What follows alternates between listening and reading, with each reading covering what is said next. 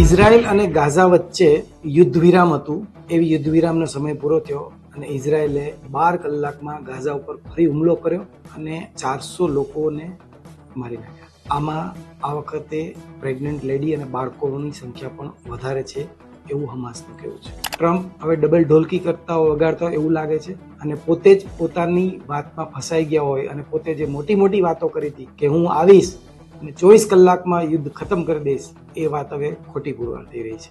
નમસ્કાર.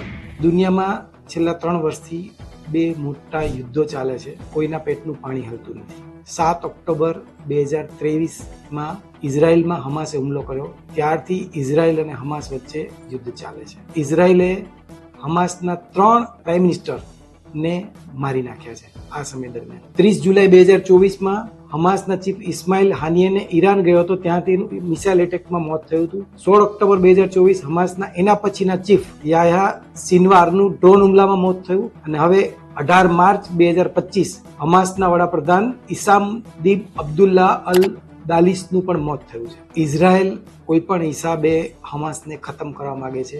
જેવી તક મળે એટલે હુમલો કરે છે, પણ ટ્રમ્પ નેતન્યાહુને અહીં કંઈ નથી કહી શકતા. બીજી બાજુ ટ્રમ્પ યુક્રેન મામલે ઝેલેન્સ્કી સાથે વાતચીત કરી, એમાં તૂતુ મેમે થઈ અને પુતિન સાથે વાત કરીને યુદ્ધ વિરામ કરવાની જે ચર્ચા ચાલી એમાં પણ કોઈ એવી ફળશ્રુતિ હોય એવું દેખાતું નથી. ફિલિસ્તીની હેલ્થ મિનિસ્ટ્રી એવો દાવો કર્યો છે આ વખતના હુમલામાં એક આખો પરિવાર, 17 જણનો એક પરિવાર છે, એમાંથી એક પણ બચ્યું નથી અને લગભગ 600 લોકો હજુ ઘાયલ છે. સૌથી મોટો સવાલ એ છે કે યુદ્ધ વિરામનું નક્કી થયું હતું તો એ નિયમોનું અને એ મંત્રણાનું શું થયું?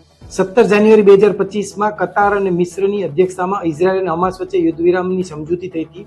ત્યારે જો બાઇડન અમેરિકાના રાષ્ટ્રપતિ હતા અને આ સમજૂતીના 3 દિવસ પછી ટ્રમ્પ શપથ લેવાના હતા. 19 જાન્યુઆરી 2025 યુદ્ધ વિરામ લાગુ થયો. આખો વિડિયો જોવા માટે ડાઉનલોડ કરો દિવ્ય ભાસ્કર એપ.